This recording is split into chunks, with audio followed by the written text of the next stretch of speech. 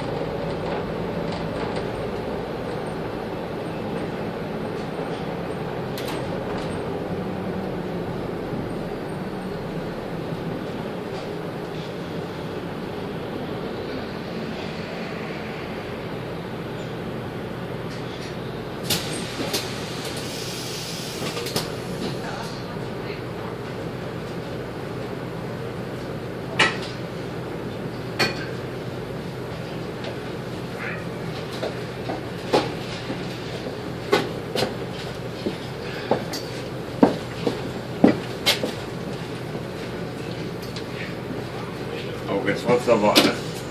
Da fährt hier immer niedriger. Nee, du weißt, du hast nicht. Ich bin schon wieder gewachsen.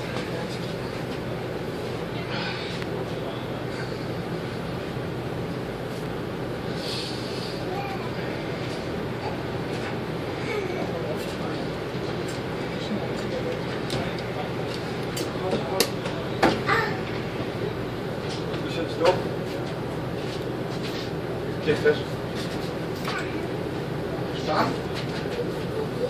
Das riecht übrigens wieder. Du. Das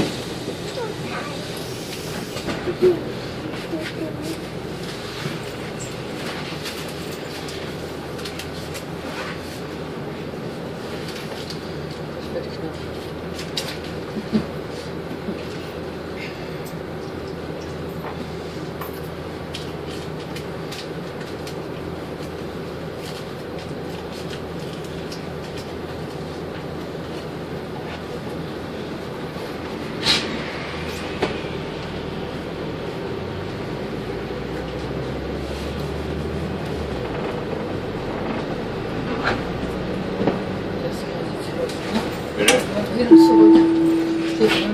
Budapester Straße. Na? Anja, komm.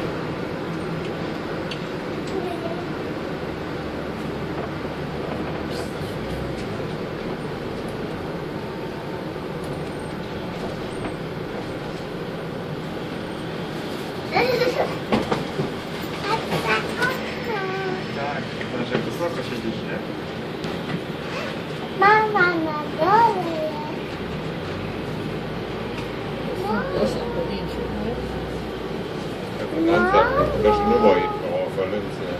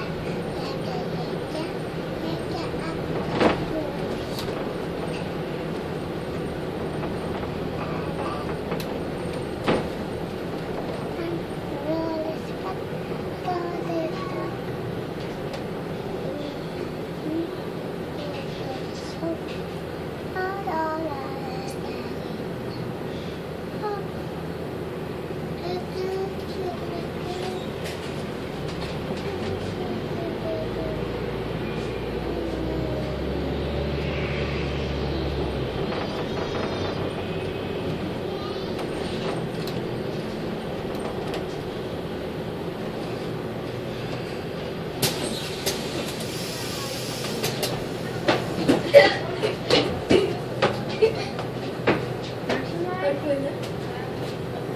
Fani aja. Oh, Kak kasih. Kak mohon dah ya.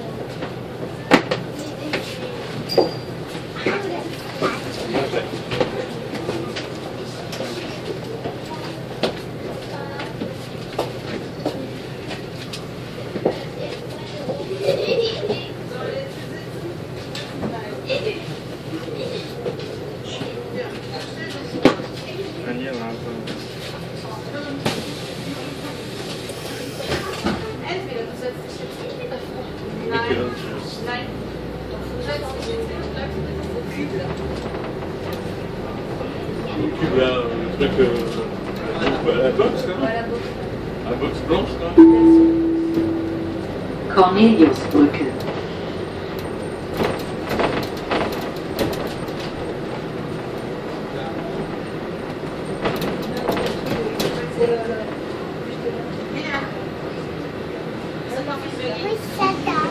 Nie, jeszcze. Na razie i tak. Musimy dojechać. Ah oui. Ah, bah, oui, oui, tout à fait, oui. Ah, oui, bien. C'est vrai que... Ah bon?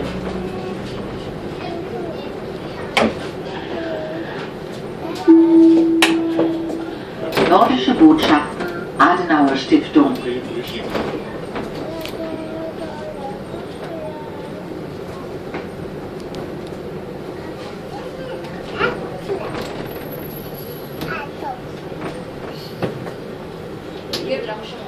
Ah ouais, ouais, parce que là, oui, effectivement, avec...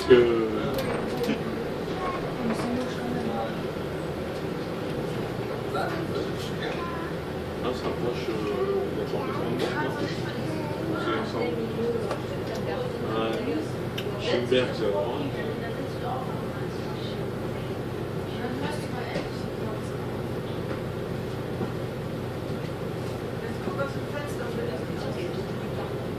Ouais, mais non. Il y a quelque chose à voir dans le parc ou pas? À part le tour de la pluie. Toujours le tour de la pluie. Adenauer. On a dit qu'il a... Adenauer, non? J'ai dû chercher. Adenauer.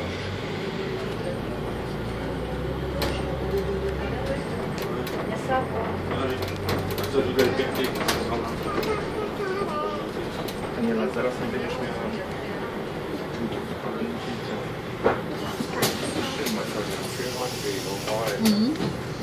Znaczy, kiedy już wtedy.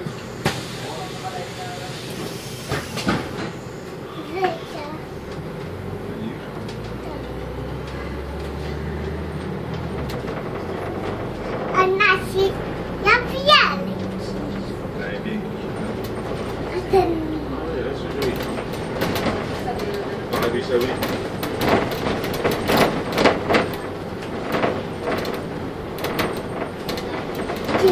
ten mały budynek.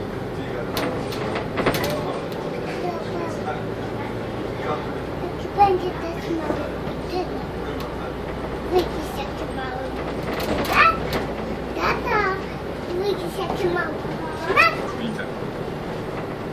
Jaki mały budynek? Tu jest Tiergartenstraße.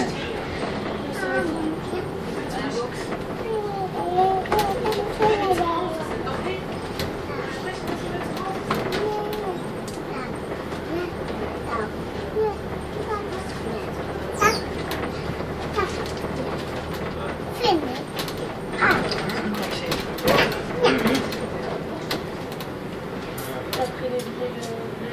les lettres de réservation? Oh, oh.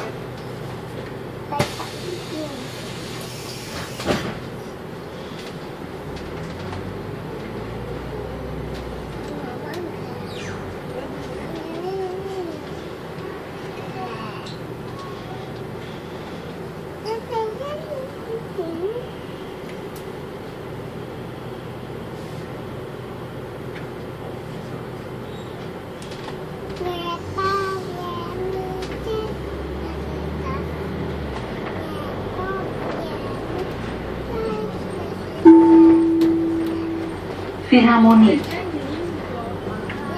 Dlaczego? Nie. Dlaczego?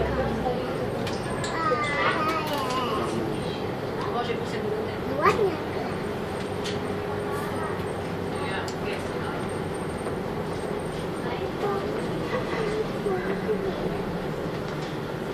Ładna? Wizytka.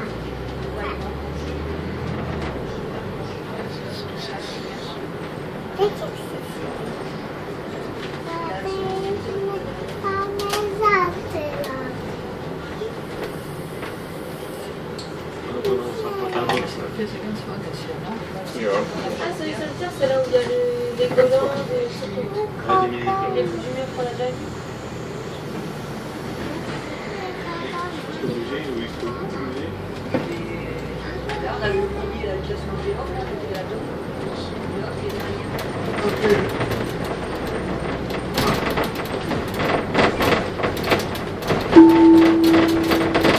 Marian-Frei-Straße.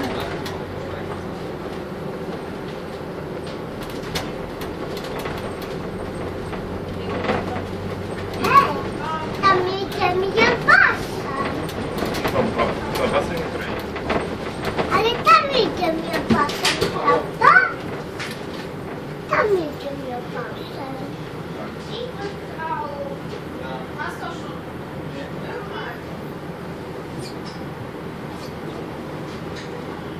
Après, je sais pas si on va faire des photos. On va essayer de rentrer avec. Si.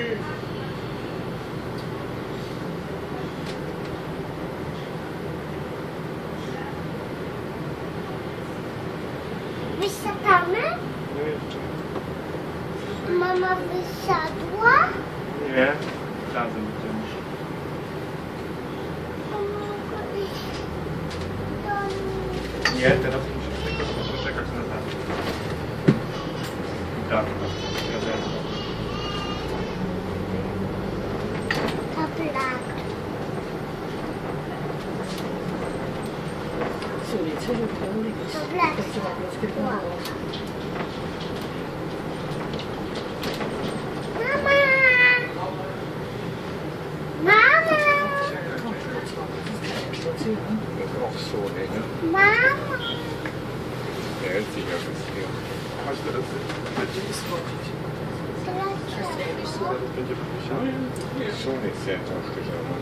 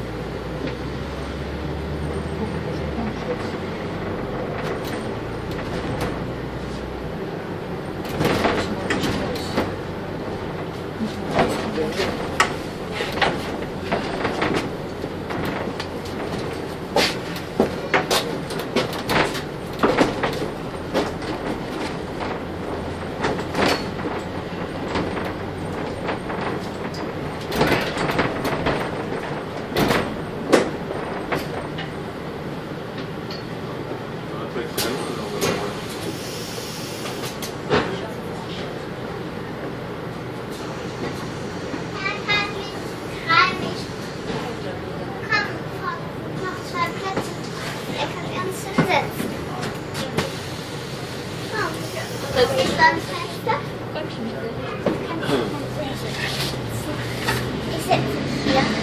Kann man Rucksack ausziehen? Praktisch, dass ich so eine Stelle habe, muss ich die nicht die ganze Zeit Ja, ziehen. das ist schon fertig auch.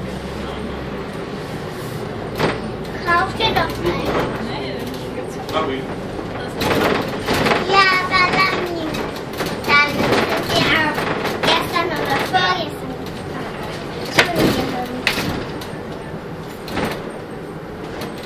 Je sais pas ce qu'ils ont fait pour Tu veux été rasé?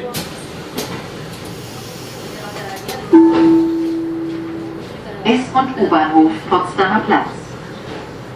Endhaltestelle für alle Aussteiger. Skal vi ikke op og sidde foran?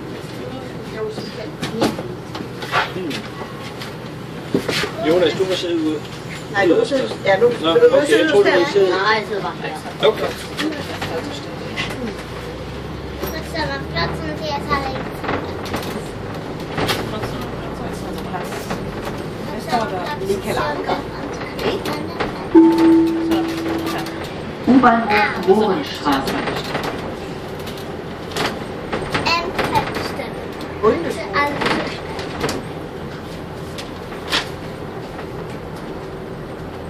Så er det godt sted.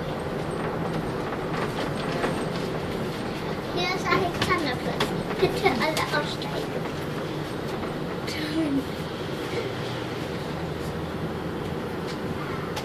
Da ist der Ballon. Endhaltestelle. Bitte alle aussteigen.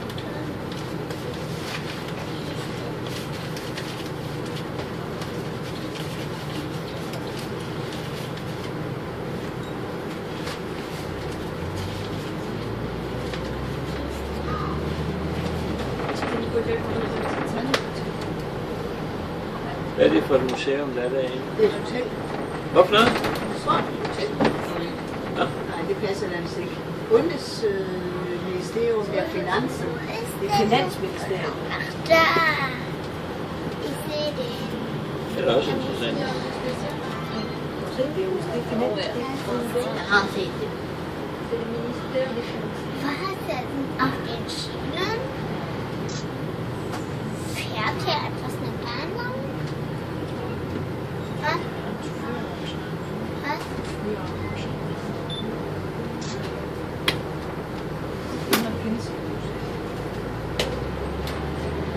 Ist bei keiner Haltestelle. Hey, wer als erstes hat gewonnen. Vi er på vej mod Brandenburg og 2 her, Jonas. Haben wir auch mein Motor vorbei. Lørdag, nej. Ikke helt. Ja, det parkeringshus der, det er vel det, der parkerer i. Jeg må jo være for langt væk.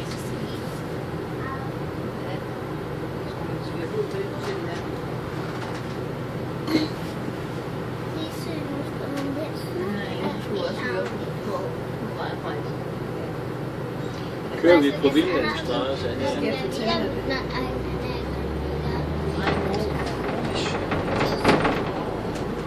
Ja, det gør vi. Du skal kigge nedad for at få øje på det. Der er Bundesministerium for Arbejde og Socialt et eller andet. For det er min sovskift, der er Jonas. Hvideskib der.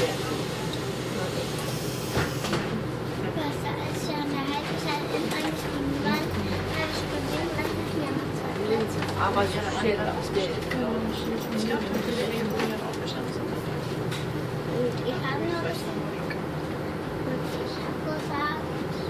Til højre her, det er Wilhelmstraße. Hvis det er Wilhelmstraße, ja. Ja, det er det, vi kører på. Er det det? Jeg tror, du er til højre. Nej. Det passer ikke. Jo, det er både og. Okay. Den går lige ned i sådan en annex der. Behrenstraße, Wilhelmstraße. Fahren die auch gleich durch und Der var grundskolen for Brandenburg. Brandenburg og to grundskole.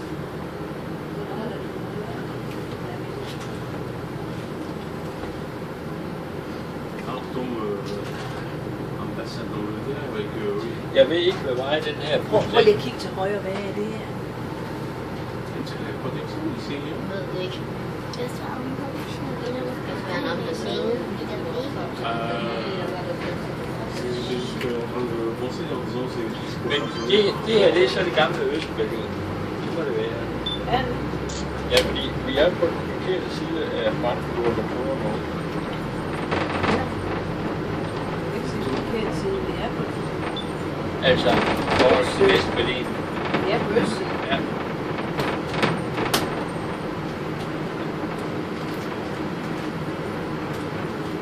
Tror jeg.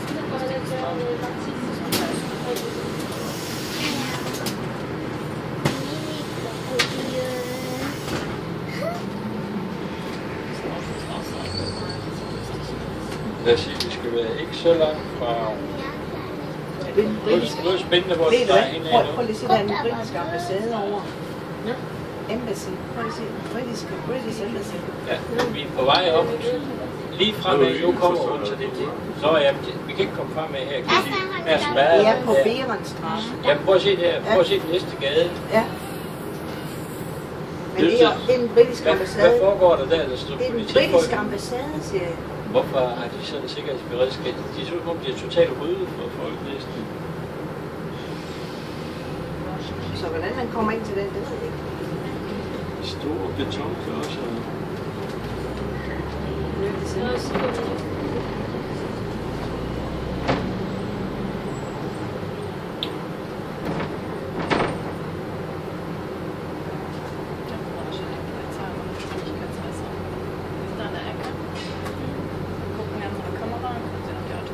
Politi her.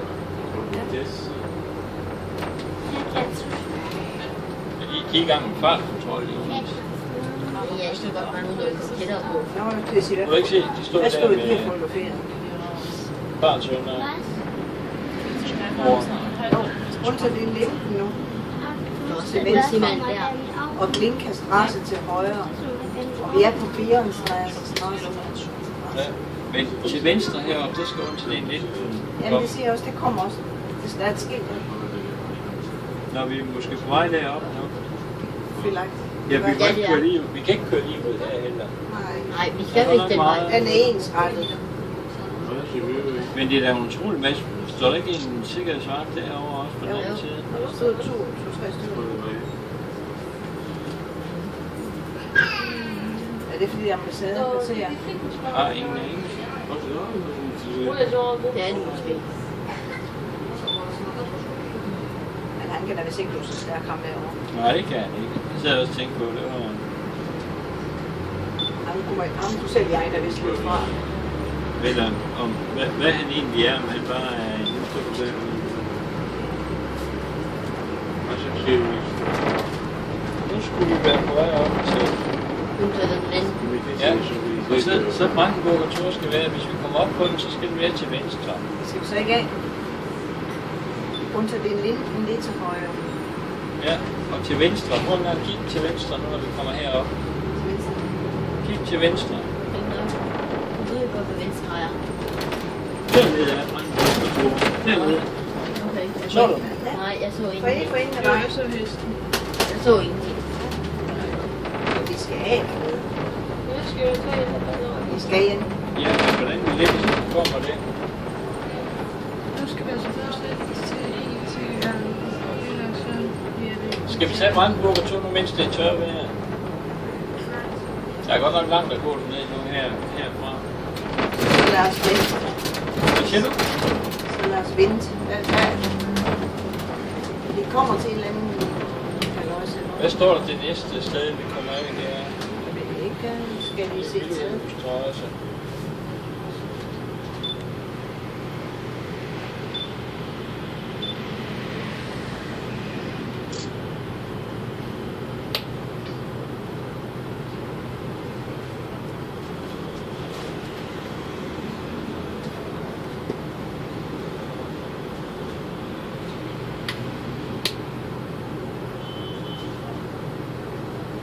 Det kan godt være, hvis vi gør klar til at tage næste. Men det er godt nok, der er meget ombyggeri her. Ja, det er store, flotte bygninger. Prøv lige at se, hvor mange udskæringer og ting, og sager, hvor den der lige til Men vi højre. kan jo også stå af. Vi kan også stå af, når vi kører den anden vej. Ja. Altså, vi kan tage en tjenestestation, så gå lidt rundt, og så... Eller hvad? Spørg i det. Jeg følger med. Er det i orden, Ida? Men hvad? At vi bare tager den her rundt, til vi kommer tilbage igen til det her sted?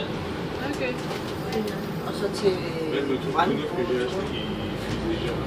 Nu kører vi rundt til Men vi er på vej længere. Der er fjernsynstårnet. Prøv at se, det passer også godt nok, vi får den at se. Til venstre. Det var da, vi skulle have det, vi skaffe. Yes. Ja. Vi skal lige finde ud af, hvor det er. Ja, det er oppe i glaskuglen der. Jeg kan ikke se det. Nej, Jo, Ida. den er der. Herovre. Men kan stadigvæk ikke se. Så kom herover. Nej, det er ligegyldigt. Nå.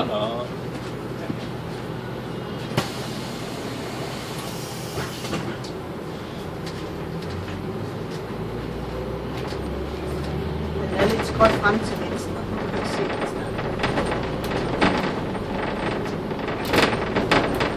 Der kan vi se den. Det er nok lige ved det, hvem der sidder på Buddha-statuen der. Ej, prøv at se til venstre her. Det er universitetet. Jeg skal ellers love for, det er pyntet.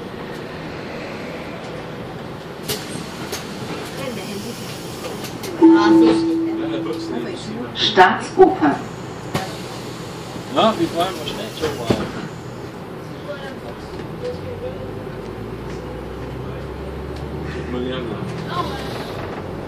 Jeg kan nok vide, om det der er til venstre her.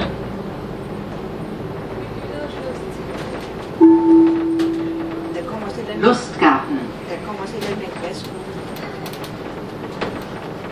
Det er så, jeg siger. Ældste valgtræk.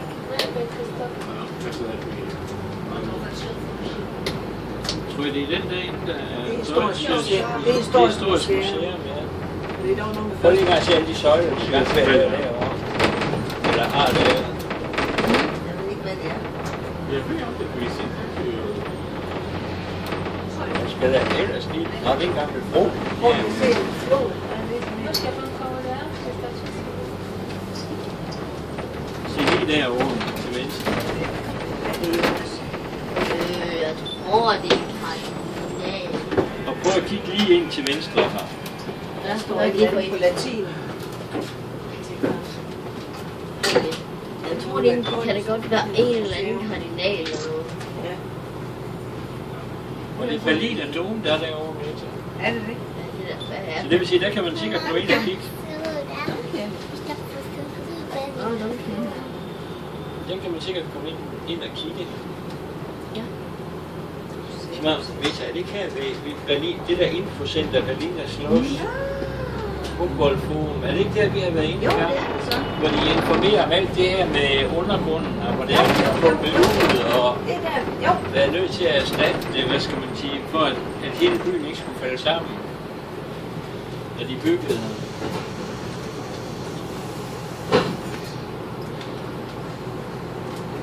Planetabernes revolution. Er det ikke en ny abefilm? Ja, det er en ny Amnesty Revolution. Det er Duncan. Prøv at se her, kanalfaren. Spandauer Straße, Marienkirche. Spandausen, altså den kørte vi der på, da vi kørte til. Jamen, Kan jeg ikke huske det her? Det er noget sjovere, at lige nu her, hvor der er, hvad hedder det?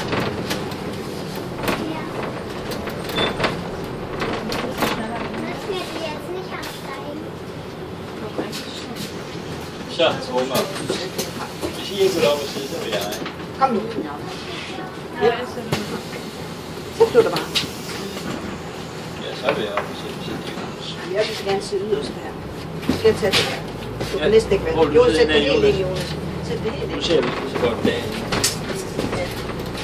Så kan jeg sidde der. Det er en Ved du hvad? kirke. Det er da faktisk S- und svært at se U-Bahnhof opad her. Alexanderplatz, Memhardstraße. Der, ja, nu er vi kommet. Prøv at se, der, herinde i midten er der, hvad hedder det, sporvognen. Det er det gamle Østberlin. Ja, Fordi det er jo det, jeg har sagt. Ja. Vi er i det gamle Østberlin nu. Altså, når vi er til øst for Brandenburger Tor lå i ingenmandsland. Ja.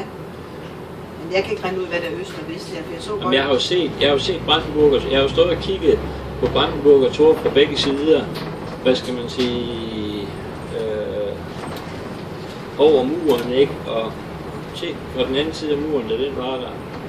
Og jeg har også set den fra den østtyske side, men der var så til gengæld jo, hvad skal man sige, sikkerhedszonen på mange 100 meter, hvor der stod militær med. Prøv at se, der. Prøv at se lige, hvad hedder Ja, det det, er sporvognen, der det kører alle de sporvognsskinner, der er i midten der.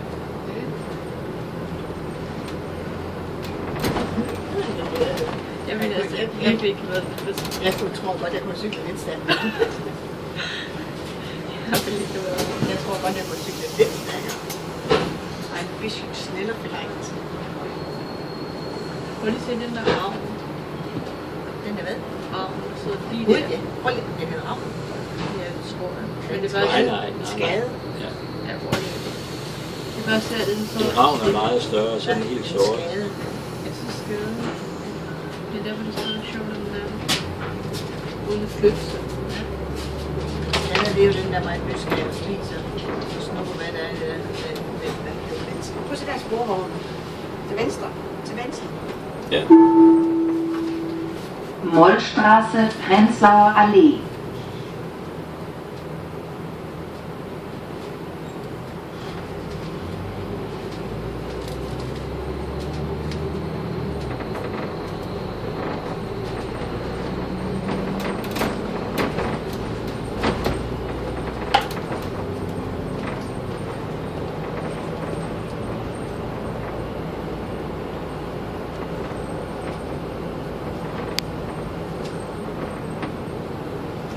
Græsser i vind.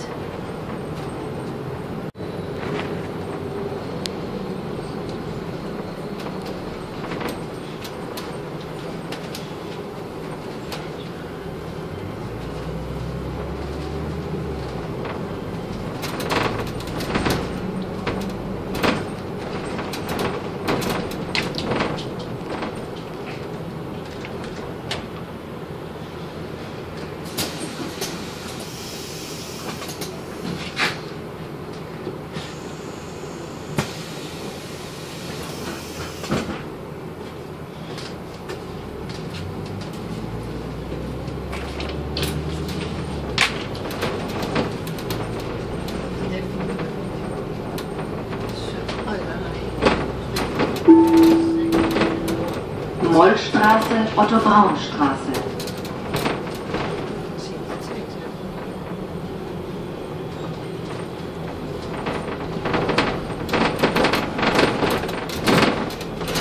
Prøv at se op i luften, det er til, hvad hedder det, sporvogne, de der tråde deroppe i luften.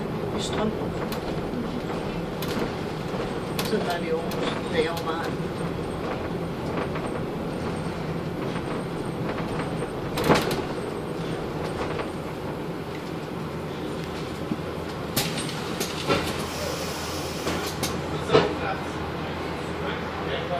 Og vi kom med tog dengang vi kom til, der kom vi til Ostbanen. Der er ude. Ja. Okay.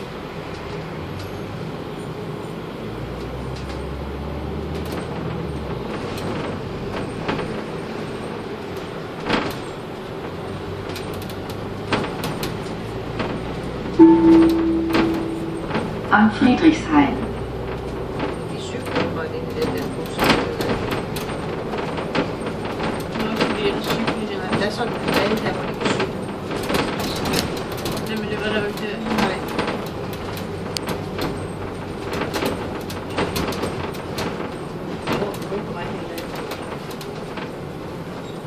Nej, vist. Men de sagde, at 100 og 200, dem kunne man godt tage, fordi de kørte gennemgående de interessante dele af. Ja. Men det, jeg tror, at nu her, der er vi på vej ud i hvad hedder det, Østberlins forstadskvarter. Men det, der skulle være herinde, det skulle være Folkepark. Ja. Til højre her, der skulle være, hvad hedder det,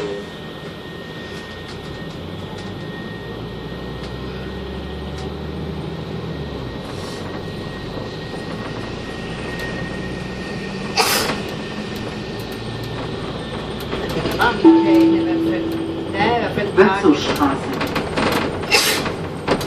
Har du servietter? Kom ikke så meget.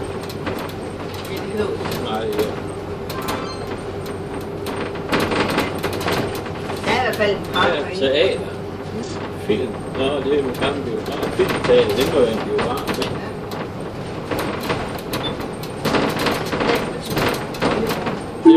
Det var jeg ikke klar over. Am Friedrichshain, Hufelandstraße. Ved du hvad, her er både sådan, man kan, hvad hedder det, spille badminton, og der er også hvad hedder det, de der skateboardbaner. Ja, der er grønt område herinde til højre.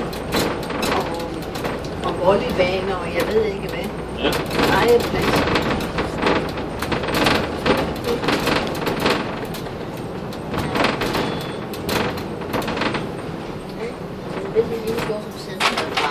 Hvad siger du? Nej, det er den ikke. Ja. Men Tiergarten er faktisk også ret stor. Jeg ved ikke, hvor stor de er i forhold til hinanden, men I kan se løberne og joggerne, de er også på vej derind. Jeg mødte mig en dag. Ja, du kan se, der kom nogen nu her fra parkeringspladsen af.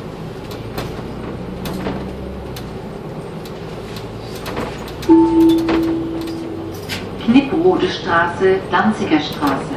Men den er der meget grøn, hvad hedder det? Ja, du kan også se, der er alt muligt.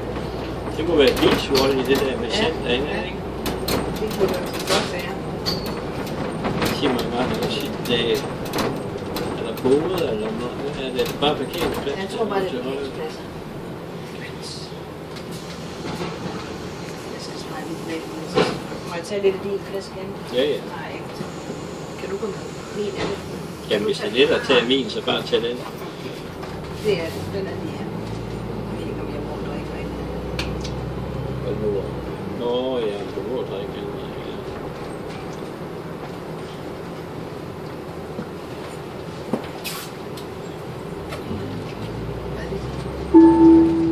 Men efter skal vi vente. Konrad Blinkle Straße. Så er det ikke værd, hvis du regner her.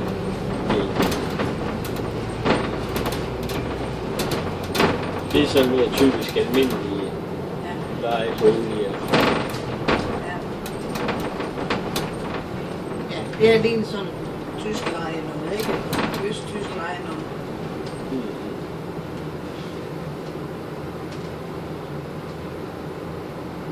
Jeg kan ikke huske, om det var nogle af de her kvarterer, der var ved at blive fashionable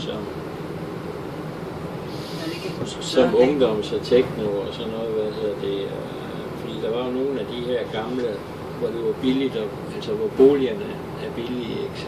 Men prøv lige at se op i luften stadigvæk med, det er sådan, jeg kan huske Aarhus i... Jamen det er jo sådan, det er, når man har sporvogns elektrisk. Men forureningsmæssigt, der er fordelen jo dem der, at der ikke er nogen udstødninger. Ja. Men det kræver så et netværk af strøm. Ja. Så kører de jo rør om de der strøm. Se dem, alle de der, de køreledninger til hvad hedder det, der skinner i vejen. Til sporvogn. Det er foregående sporvogn, det er altså en sjov oplevelse. Det er den reklame for den naturgas. Ja, naturgas. Ja. Biogas. Grøn. Ja, den skal nok kunne få en bil til at køre. Hvor er det for sådan, så det gjorde det ikke ses. Hvad siger du?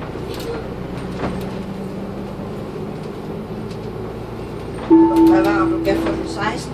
Knipprode Straße, Staufhoher Straße. Ja, Klapser.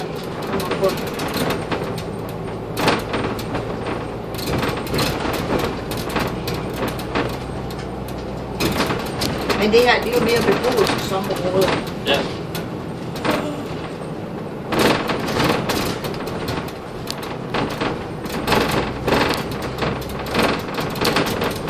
Kan vi ikke lige godt tage den til enden, og så ikke igen? Og så tilbage igen. Ja. Og så skal vi have set til bordet og så. Ja. Er det ikke det, godt? Jo. Bliver du ikke mere? Jo.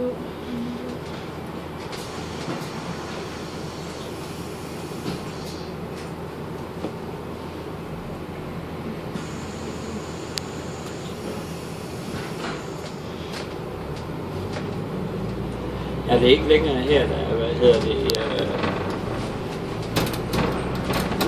en bager på hver 100 meter. Stedingerby. Hvad siger du? Ja. Sådan er det i alle store byer. Man skal ind omkring lidt, men det er jo der alle turisterne er. Så derfor kan du altid tjene penge på at sælge noget at spise til der, hvor der kommer mange mennesker, som ikke har noget med sig.